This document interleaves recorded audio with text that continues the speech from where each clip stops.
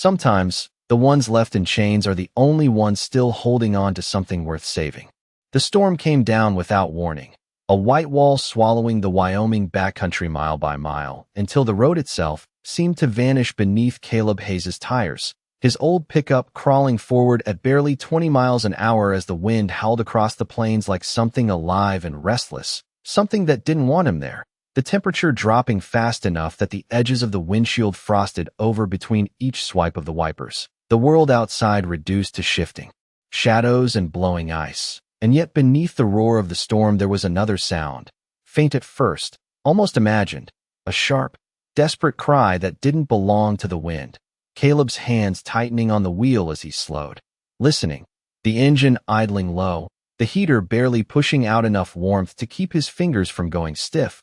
Then it came again, clearer this time, a strained, uneven whinny cutting through the storm like a signal flare, and something in his chest shifted in a way he hadn't felt in years, something he had spent a long time burying under silence and distance and empty land. He eased the truck off what he hoped was still the road and brought it to a stop, the tires crunching against packed snow, the engine rumbling as if it too questioned the decision. For a moment he didn't move, just stared out into the white chaos beyond the glass, every instinct telling him to keep driving, to leave whatever it was behind like everyone else would, like he once had. But the sound came again, weaker now, and that was enough. He killed the engine, the sudden silence inside the cab ringing louder than the storm itself, then pushed the door open and stepped out into the biting cold, the wind hitting him hard enough to steal his breath, snow stinging his face like needles as he pulled his coat tighter and lowered his head against the gusts, boots sinking nearly to his calves with each step as he followed the sound. Visibility barely 10 feet, shapes forming and dissolving in the swirling white until finally something solid emerged ahead, dark against the snow. Then, clearer, 2 horses, wild mustangs by the look of them, one pale as frost, the other deep black like a shadow, both straining against heavy chains looped tight around their legs and anchored to a steel stake half buried in the ground, their bodies trembling, sides heaving, breath rising in thick clouds that vanished instantly into the storm.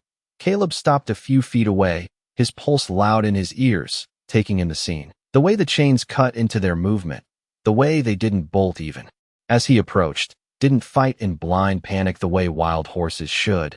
Instead they shifted, stepping closer together, angling their bodies not away from him but towards something behind them, something hidden beneath a drift of snow that rose unevenly at their backs. The pale horse lifted its head, eyes locking onto Caleb with a steadiness that didn't match the chaos around them. And for a second the storm seemed to fall away. Just man and animal in a silence that carried more weight than words. Caleb swallowed hard, the cold air burning his throat, because he recognized that look. Not fear, not even desperation, but something else, something that asked without pleading, something that held its ground without knowing if help would come. He had seen it once before, years ago, and he had turned away. The memory hit him sharp and unwelcome. A flash of another storm, another choice. Another moment where he had told himself it wasn't his burden to carry. His jaw tightened as he took another step forward, boots crunching in the snow, the black horse tossing its head slightly, muscles tense, but it didn't strike, didn't run, just watched him, waiting, as if the decision had already been placed in his hands, and behind them the uneven mound of snow shifted just slightly under the weight of the wind, enough for Caleb to notice. Enough for something deep inside him to realize this wasn't just about 2 wild horses left to die in a storm. There was something else here, something they hadn't abandoned, something they were still protecting, and the storm pressed in closer, as if daring him to walk away again. The wind surged harder, pushing against Caleb's back as if it wanted to drive him away, but he stepped closer instead, one slow foot at a time, his breath coming out in short bursts that vanished before they reached his collar. His gloved hand lifting slightly, palm open, not reaching for the chains yet, not reaching for anything at all, just showing he was there, that he was not another force to fight against. The pale horse shifted first, its ears flicking back and forth, measuring him, reading something deeper than movement, while the black one stayed rigid, its body angled just enough to keep itself between Caleb and the mound behind them. And that was when it became clear they were not trapped in panic. They were holding a line, guarding something with a quiet determination that did not belong to fear. Caleb's eyes drifted past them again to the uneven rise in the snow, the way it did not settle like the rest of the ground, the way the wind curled around it instead of flattening it. And a thought formed, slow and heavy, something buried there, something alive or once alive. His chest tightened, and for a second the storm faded into the background of his mind, replaced by the echo of another moment, another shape in the cold, another choice he had not made. He swallowed hard and forced himself back into the present, because whatever this was, it was happening now, and it was not too late yet. He took another step, closer this time, close enough to see the frost clinging to the horse's lashes, the tremor in their legs from holding. Positioned for too long, the chains wrapped tight, not crude rope or loose binding, but heavy steel links, deliberate, secured with locks that had already iced over. This was not an accident, not something the storm had done. Someone had left them like this, and yet they had not left, even when the storm came. Even when the cold pressed in hard enough to break most creatures, they had stayed. Caleb's hand lowered slightly as he crouched, the snow soaking through the knees of his jeans almost instantly. But he did not flinch, his focus narrowing. He spoke then, his voice low, steady, the way you talk to something that does not need words but understands tone. Easy now, he said, though he was not sure if he was speaking to them or to himself. The pale horse exhaled, a long breath that seemed to carry more than just air, and its head dipped just slightly. Not submission, not trust fully given, but something close enough to allow the next step. Caleb shifted his weight forward, careful, slow, reaching toward the chain nearest its front leg. The metal was cold enough to sting even through the glove, rigid with ice. He tested it gently, feeling the tension, the way it pulled tight toward the stake. Buried beneath the snow, he could not see how deep it went, could not see what it was anchored to, but he knew he did not have the tools to cut through steel like this, not out here, not in a storm that could bury them all in minutes. The black horse snorted softly, a warning more than a threat, and Caleb paused, meeting its gaze. There was no wild panic there, only a sharp awareness, as if it was asking him to understand something before he acted. And then, almost imperceptibly, the black horse shifted its stance, stepping aside just enough to reveal more of the mound behind them. The snow there had a slight dip in the center, a shallow depression that did not match the drift around it. Caleb's breath caught as he leaned closer, brushing snow aside with one hand, the powder light but packed beneath. He cleared a small patch, just enough for something darker to show through. Fabric.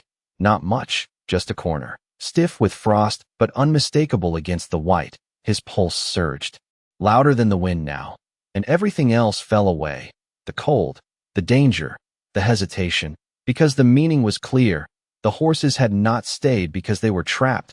They had stayed because they refused to leave what was buried there. Caleb drew in a sharp breath, his voice lower now, almost a whisper carried into the storm. You stayed, he said, not expecting an answer, but the pale horse's ears flicked forward, and for a moment, just a moment, it felt like understanding passed between them, not in words, but in something older, something quieter, and Caleb knew then that whatever came next, walking away was no longer a choice. Caleb's fingers trembled as he brushed more snow aside, the powder giving way to a denser layer beneath, packed hard by wind and time. Each movement slower than the last as the cold began to creep through his gloves and into his bones. But he did not stop, because now he could see more, the edge of a coat, a small shoulder beneath it. And for a moment his breath caught in his throat so sharply it felt like the storm itself had reached inside him. He leaned closer, clearing space around the shape, careful, deliberate, as if too much force might shatter whatever fragile thing remained under the snow. The horses stood close behind him, their presence steady, unmoving, as though they had been waiting for this exact moment. The pale one lowering its head slightly, its breath falling warm against Caleb's back in contrast to the biting wind, grounding him in the reality of what he was doing. He cleared enough to reveal a small face, pale but not lifeless, lips faintly parted, a thin layer of frost clinging to strands of hair that had escaped a wool cap pulled low over the forehead. The child could not have been more than 8 or 9 years old, and yet there was something in the stillness, not absence, but a quiet fight holding on beneath the surface. Caleb pressed 2 fingers gently against the side of the child's neck, searching, waiting, and then there it was, faint but steady, a pulse that pushed against his fingertips like a whisper refusing to fade. He let out a breath he did not realize he had been holding, his shoulders dropping. For the first time since stepping into the storm, alive, he murmured, the word barely carried by the wind, but the meaning settled deep, heavy and undeniable. The child was still here, still holding on, and suddenly the weight of the moment shifted from discovery to urgency. Because the storm was not easing, the cold was not forgiving, and whatever time had been given was slipping away second by second. Caleb moved quickly now, but not carelessly, brushing snow from the child's chest, checking for any sign of movement. The rise and fall of breath, so slight, it almost blended with the shifting air. He slipped off his outer glove and pressed his hand gently near the child's mouth, feeling the faint warmth of breath against his skin. It was there, fragile, but real. Behind him the black horse shifted again, stepping closer, its presence no longer blocking but surrounding, as if the line it had been holding had now widened to include Caleb himself. The chains clinked softly with the movement, a dull reminder that they were still bound, still limited in what they could do. And yet they had done more than most would. They had stayed. They had shielded. They had waited for someone to come. Caleb glanced back at them, his eyes meeting the pale horses again, and there was something unspoken there. Not a plea, not even hope, but a quiet passing of responsibility, as if the moment had moved from them to him, and he understood it without needing to name it. He reached for the child carefully, sliding his arms beneath the small frame, lifting just enough to free them from the remaining snow. The weight lighter than he expected, too light, the kind that told a story of hours, spent in cold with little left to give. He pulled the child close against his chest, wrapping his coat around them as much as he could, using his own body to shield what little warmth remained. The wind howled louder, pressing against them, trying to reclaim what it had nearly taken, but Caleb stood firm, adjusting his grip, his mind already racing ahead, calculating distance, direction. The fading memory of an old ranger cabin somewhere west of here, maybe half a mile if the road had not drifted over completely, maybe more, and every step would matter, every second would count. He looked once more at the chains, the heavy steel biting into the horse's freedom, and he knew he could not leave them like this, not after what they had done, not after what they had protected. But time pressed harder than thought, and he had to choose the order of what came next. Save the child first, then come back, or risk everything trying to free them now. The storm surged again, forcing the decision closer, and Caleb tightened his hold on the small, fragile life in his arms, his voice low, steady despite the chaos around him. I am not leaving any of you, he said, not as a promise spoken lightly, but as something anchored deep, something he would carry through whatever came next, because this time, walking away was no longer something he would allow himself to do. The wind pressed harder, curling around Caleb like a living thing trying to pry him loose from the ground. But he shifted his stance and held the child closer against his chest, tucking the small body deeper into the warmth of his coat, his own breath falling steady now, controlled, the way it had been trained years ago when panic was the first enemy to defeat. He glanced back at the 2 horses, their silhouettes barely visible through the blowing snow, the chains still taut, still anchoring them to the frozen earth. And for a moment the weight of the choice returned, sharp and immediate, but the faint movement against his chest decided it for him. The child stirred, just slightly, a weak shift that pressed closer into him, seeking warmth without waking, and Caleb nodded once, more to himself than anything else. One step at a time, he whispered, his voice nearly lost to the storm. He turned into the wind, angling his body to shield the child as best he could, and began to move. Each step deliberate, heavy, his boots sinking deep into the snow, sometimes nearly to his knees where drifts had gathered, the cold biting through his layers now, finding its way into his muscles, slowing them, testing them. But he kept going, counting his steps without realizing it, a rhythm to hold on to, something steady in a world that had turned chaotic. Behind him the faint sound of chains shifted, then stopped, and for a brief moment he wondered if the horses would stay, if they would remain where they had held their ground for so long. But then another sound reached him, softer, closer, the crunch of hooves in snow. He risked a glance over his shoulder and saw them, both of them, moving, not pulling against the chains, but following as far as the limits would allow, their heads raised, their eyes fixed on him.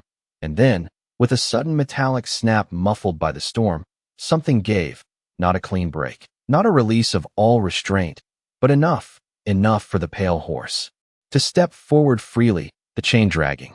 Behind it through the snow, the black one following a moment later, its own restraint loosened by the strain they had held for so long. Caleb slowed, turning slightly as they closed the distance, their presence now beside him instead of behind, not wild, not fleeing, but choosing to stay, choosing to move with him. And something shifted again, deeper this time, because he realized he was no longer alone in this fight. The storm howled louder as if in answer, the visibility dropping even further, until the world narrowed to a few feet in every direction, shapes dissolving into white, direction becoming guesswork. Caleb's jaw tightened as he pushed forward, his mind reaching for memory, for landmarks buried now beneath feet of snow, the road, the ridge, the old fence line that used to run east to west. But nothing was visible, nothing clear, and doubt crept in at the edges, quiet but persistent, until a sudden movement beside him pulled his focus back. The black horse stepped ahead, just slightly, its body angling into the wind with a confidence that did not belong to guessing. It moved a few steps, then paused, turning its head back toward Caleb as if waiting, and when he did not follow immediately, it stepped again, the pattern repeating, forward, pause, look back, and something about it felt intentional, not random wandering, not panic, but direction. Caleb hesitated only a second before shifting his path to match, adjusting his steps to follow the line the horse was setting. The pale one stayed closer to his side, its body brushing against his arm now and then, steady, grounding, its warmth cutting through the cold just enough to matter, and together they moved, not fast, not easily, but with a purpose that held against the storm, the wind still clawing at them, the snow still rising around their legs, but the direction no longer felt lost. Caleb's breath grew heavier, each inhale sharper than the last, but he kept his focus forward, trusting the movement beside him, trusting the quiet certainty in the way the horse chose its steps. And somewhere ahead, buried beneath memory and snow, he began to believe there was still a way out of this white silence, not because he could see it, but because something that had every reason to run had chosen instead to guide him toward it. The storm tightened its grip as they moved, the wind shifting directions without warning, cutting across Caleb's path and forcing him to lean harder into each step, his legs growing heavier with every yard, his breath no longer steady but breaking into sharp pulls that burned his chest. The child in his arms remained quiet, too quiet, the faint warmth still there but fragile, like something that could slip away if he slowed, even for a moment. He adjusted his hold again, pulling the coat tighter around the small frame, tucking the child's head beneath his chin to shield it from the wind. And still he followed, because the black horse did not hesitate. It moved with a quiet certainty that seemed untouched by the chaos around them, its hooves finding ground beneath the snow as if it remembered the land beneath the white, each step placed with purpose, each pause measured. And Caleb began to notice something else. The direction was not random. The horse angled slightly downhill, away from the open ridge where the wind struck hardest, guiding them instead toward lower ground where the air, though still bitter, felt less violent.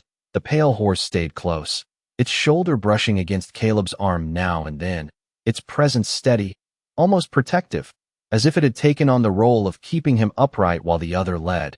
And together they formed something that felt less like chance and more like a quiet system, one guiding, one guarding, and one carrying what mattered most. The thought settled in Caleb's mind without words, and with it came something unfamiliar, not hope exactly, but something close enough to keep him moving. The snow deepened suddenly, a drift rising higher than the rest, forcing Caleb to lift his legs with more effort, his boot catching once, then again, and for a moment he stumbled, dropping to one knee as the weight of the child pulled him forward, the impact jarring through his body. The cold seeping in instantly, he tightened his grip, protecting the child as he steadied himself, a low breath escaping his lips as he pushed. Back up. The pale horse shifted instantly, pressing closer, its body taking some of the wind, giving him a moment to regain balance. And he realized then that it was watching him as closely as he was watching the path, aware of his movements, adjusting to them. Not just following but responding. The black horse slowed ahead, turning its head again, waiting, always waiting, never moving too far, and Caleb followed, forcing his legs forward again, step by step, the rhythm returning slowly, one foot, then the other, his world narrowing to the space directly in front of him, to the sound of hooves and snow, to the faint, steady breath against his chest. Time lost its meaning in the storm, minutes stretching into something longer, distance impossible to measure, until something changed, subtle at first, then clearer. The wind lessened, not gone, but softened, the sharp edge dulled just enough to notice, and ahead, through the shifting white, a darker shape began to form, low, uneven, almost swallowed by the snow itself. Caleb blinked against the sting in his eyes, focusing harder, and the shape grew clearer with each step, wooden, weathered, half buried along one side where the drift had built up against it, a cabin, small, old, the kind that had been left behind years ago when newer roads made places like this unnecessary. And yet it stood, still holding against time and storm. The black horse moved directly toward it. No hesitation now, no pause, as if it had known all along this was the destination. Caleb felt something shift again, deeper this time. Because this was not luck, this was not wandering into shelter by chance. This was being led, guided by something that understood survival in a way he no longer trusted himself to. He pushed the last few steps forward, reaching the side of the cabin where the wind had piled snow high against the wall, creating a narrow path toward what looked like a door. Half hidden, the handle stiff with ice, the wood worn but solid. Caleb shifted the child in his arms and reached out, his fingers numb now, barely able to feel the cold metal beneath them as he pulled. The door resisted at first, then gave with a slow, heavy creak, opening into darkness that felt still and quiet compared to the storm outside. And for the first time since stepping into the white, Caleb felt the edge of something he had not allowed himself to feel in a long time. Not relief yet, but the possibility of it, fragile and uncertain, waiting just beyond the threshold. The darkness inside the cabin wrapped around Caleb as he stepped through the doorway, the storm instantly muffled behind him, reduced to a distant howl pressing against the walls, the sudden stillness almost disorienting after the relentless wind. He pushed the door closed with his shoulder, forcing it shut against the drift that had begun to creep in, the wood groaning but holding. And for a moment he stood there, breathing hard, letting his eyes adjust to the dim interior. The air inside was cold but different, still, untouched by the cutting force outside, and that alone made it feel like shelter. He moved quickly then, lowering the child carefully onto a patch of rough wooden floor near the center of the room, his hands already working, pulling off his outer coat and wrapping it tighter around the small body, checking again for breath, for that faint rise and fall that meant time had not yet run out. It was still there, fragile but steady. He exhaled slowly, steadying himself as he glanced around the cabin, taking in what little remained. A narrow cot pushed against the far wall, a rusted stove in the corner, a stack of old firewood piled beside it, dry enough to use if he could get it started. The place had been abandoned, but not stripped completely, as if someone had once intended to come back and never did. Caleb moved toward the stove, his hands stiff now, slower than he wanted, but practiced enough to find what he needed. He crouched, opening the small iron door, brushing out the old ash with careful movements, then reached for the wood, stacking it inside with deliberate care, each piece placed to catch, to hold flame once it came. He pulled a small box of matches from his pocket, the cardboard damp but not ruined. He struck one, shielding it with his hand as the flame flickered weakly at first, then steadied. He held it to the kindling, waiting, willing it to take, and for a long second nothing happened, the wood resisting, the cold pressing in. Then finally a thin curl of smoke rose, followed by a small, stubborn flame that caught and began to grow, slow but certain. Caleb fed it carefully, adding another piece, then another, building it up until the faint warmth began to spread, barely noticeable at first, but enough to push back against the cold that clung to the room. He turned back to the child, kneeling beside them, rubbing their arms gently through the coat, trying to bring warmth back into small, frozen limbs, his voice low, steady. "You are not done yet," he murmured, not knowing if the child could hear him, but needing to say it all the same. Behind him the door shifted slightly, a soft scrape against the floor, and Caleb looked up, his body tensing for a moment before he saw them. Both horses standing just inside the threshold, their forms filling the doorway, snow clinging to their coats, their breath rising in slow clouds that drifted toward the ceiling. They had followed him in, crossing from storm into shelter without hesitation, without fear, as if the boundary between wild and human space meant nothing to them in this moment. Caleb watched them for a second, then nodded once. There was no reason to push them back out, not after what they had done, not when the storm still raged beyond the walls. They stepped further inside, careful, deliberate, the pale one moving closer to where Caleb knelt, lowering its head slightly as if checking on the child. The black one remaining nearer the door, standing guard in a way that felt instinctive, as if it still held its place between danger and what needed protecting. The fire crackled softly now, the sound small but steady, and the warmth, though faint, began to spread just enough to matter. Caleb sat back on his heels for a moment, exhaustion pressing in now that the immediate fight had slowed, his muscles heavy, his hands trembling from cold and effort. But he did not let himself rest fully. Not yet. He leaned forward again, placing his hand gently against the child's chest, feeling for that movement, that fragile rhythm, and when he felt it, still there, still holding on, something inside him shifted, quiet but undeniable, because this time, against the storm, against the cold, against everything that had once made him walk away, something had been carried through, something had not been lost, and in the dim light of a small fire in an old forgotten cabin, that was enough to keep him going. The fire grew slowly, each small flame stretching upward as if testing its strength against the cold that still clung to the walls, and Caleb stayed close to it, feeding it piece by piece, careful not to smother it, careful not to let it fade, the warmth spreading in uneven waves across the cabin, reaching the child first, then the floorboards, then finally the air itself, and with it came a subtle shift, the kind that could not be seen but could be felt, like the difference between holding on and letting go. Caleb leaned forward again, his hand resting lightly against the child's shoulder, and this time there was something more, not just the faint rise of breath, but a slight movement beneath his touch, small, almost unnoticeable, but enough to pull his focus sharp again. He leaned closer, his voice low and steady. "You are still with me," he said, and though there was no answer, the child's fingers twitched slightly against the coat wrapped around them, a quiet response that carried more weight than words. Behind him the pale horse shifted closer, lowering its head until its breath brushed against the child's side, warm and steady, adding its own heat to the fragile space Caleb had created. The black horse remained near the door, its silhouette still, unmoving except for the slow rise and fall of its chest, but its presence filled the room in a different way, like a quiet guard that did not need to move to be understood. The storm outside pressed harder against the cabin. Now, the wind rattling the walls, testing the structure with long, low groans. But inside, the space held, small and fragile, yet enough.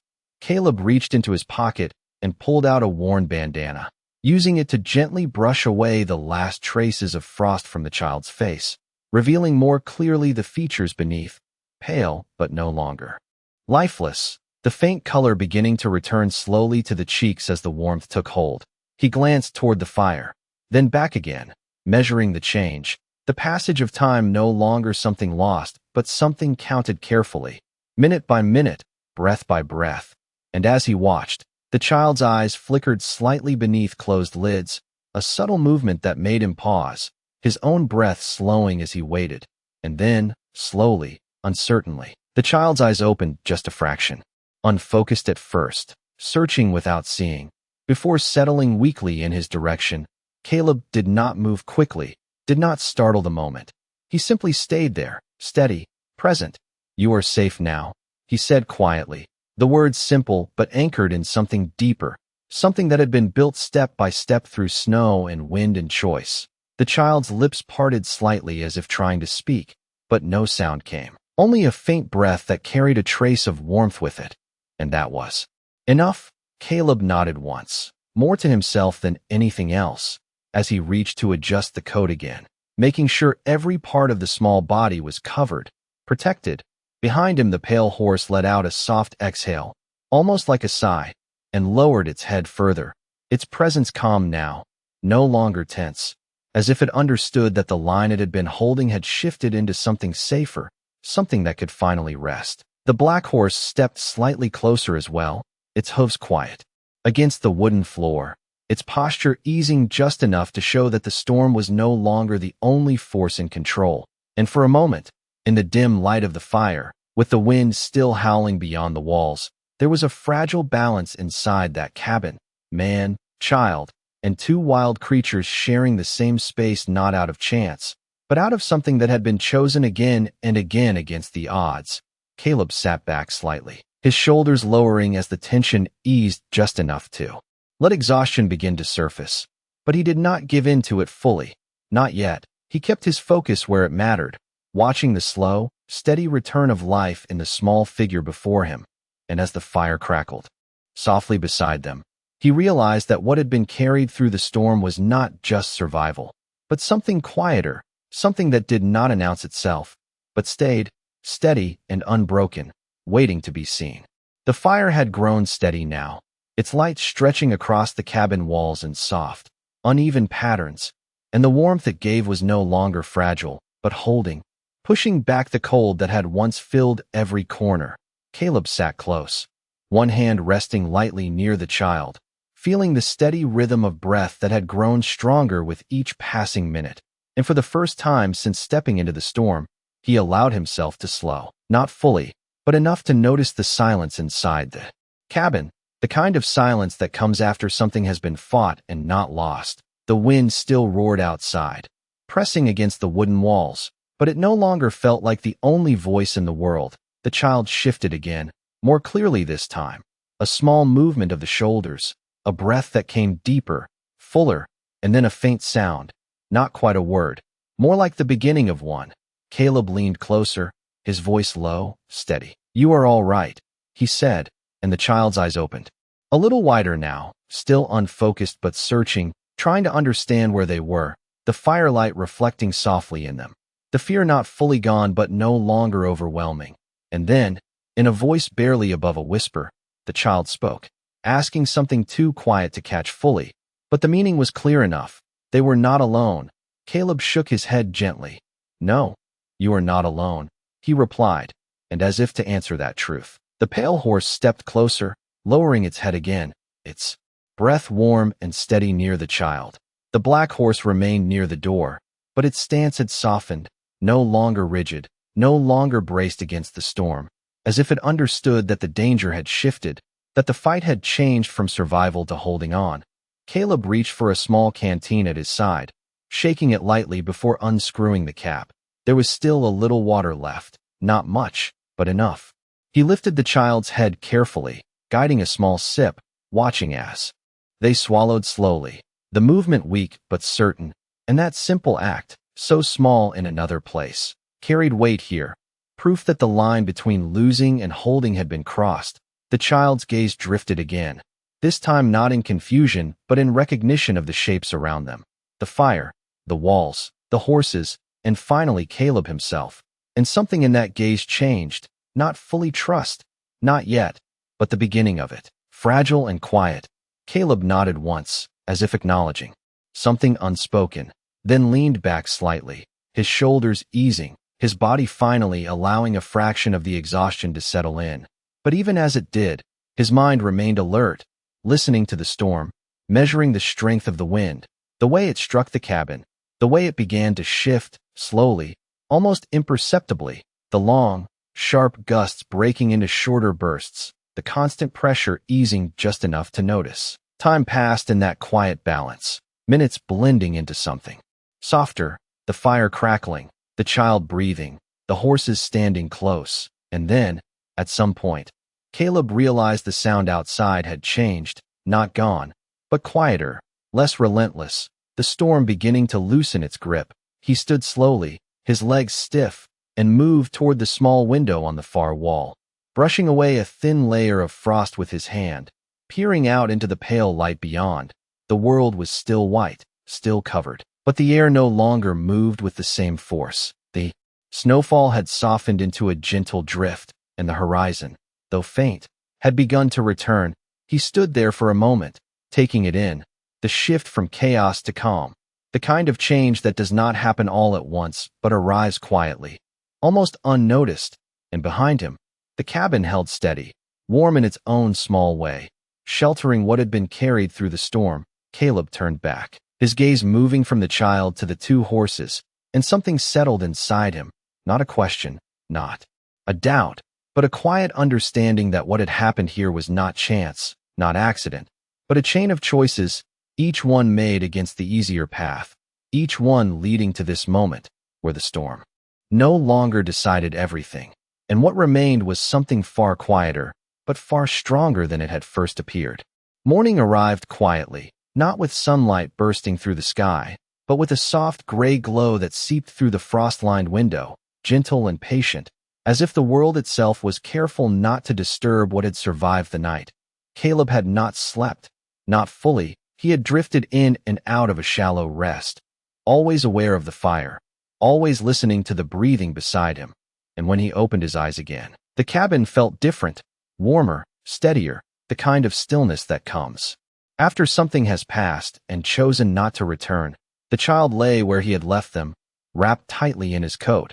But now there was more life in the small frame, a deeper rise and fall of breath, a faint color that had settled into the cheeks. And when their eyes opened again this time, they did not search in confusion. They focused, slowly but clearly, finding him where he sat nearby. Caleb offered a small nod, not a smile, but something close to it. "You made it through," he said quietly. The child blinked, taking in the room, the fire now reduced to glowing embers, the wooden walls, the presence of the two horses still inside the cabin, calm and silent. And then, in a voice still fragile but stronger than before, the child spoke, asking where they were. Caleb leaned forward slightly, resting his arms on his knees. "You are safe. That is what matters," he replied, and the words felt simple, but they carried the weight of everything that had happened to make them true. Outside, the storm had faded into a quiet landscape of white, the wind reduced to a light breeze that moved across the snow in soft patterns, and for the first time, the world felt open again. Caleb stood slowly, his muscles stiff but responsive, and moved toward the door, pushing it open just enough to let the cold morning air slip inside. Fresh and clean, carrying none of the harshness from before, he stepped out onto the snow, the ground firm now. The drifts settled, and looked across the land. The road was not visible, the tracks from the night before erased completely, but in the distance, far enough to be faint but clear enough to recognize, there was movement. A truck, slow, careful, cutting its way along the ridge, searching. Caleb raised one arm, signaling, knowing it would take time, but also knowing that it would come, that the world had found its way back to them. He turned back toward the cabin, and when he stepped inside again, the two horses lifted their heads slightly, their attention on him, not tense, not guarded, just present. Caleb walked closer to them, his steps slow, deliberate, and for a moment he simply stood there, taking them in, the pale one, the black one, their coats still marked by the storm, the faint drag of broken chain links resting against the wooden floor, reminders of where they had been and what they had endured. He reached out slowly, his hand stopping just short of contact, giving them the choice, and after a second, the pale horse stepped forward, closing the distance on its own, its breath warm against his hand as he let his fingers rest lightly against its neck, the contact brief, simple, but enough. The black horse watched, then shifted slightly, not moving away, but easing into the space, no longer holding a line, no longer needing to. Caleb lowered his hand and stepped back, understanding without needing to say it that whatever bound them in the storm did not need to be held the same way now. Outside, the distant truck drew closer, its sound faint but steady, and the world beyond the cabin began to return. But inside, something quieter remained, something that would not be carried away by time or distance. Caleb looked once more at the child, now sitting up with effort, at the two horses who had chosen to stay when leaving would have been easier, and then toward the open door where the light of morning waited. And he understood that not every chain is made of steel, and not every freedom is about running. Sometimes it is about staying, about holding the line when everything else says to let go. And sometimes, the ones who carry the least strength are the ones who carry the most reason to keep going.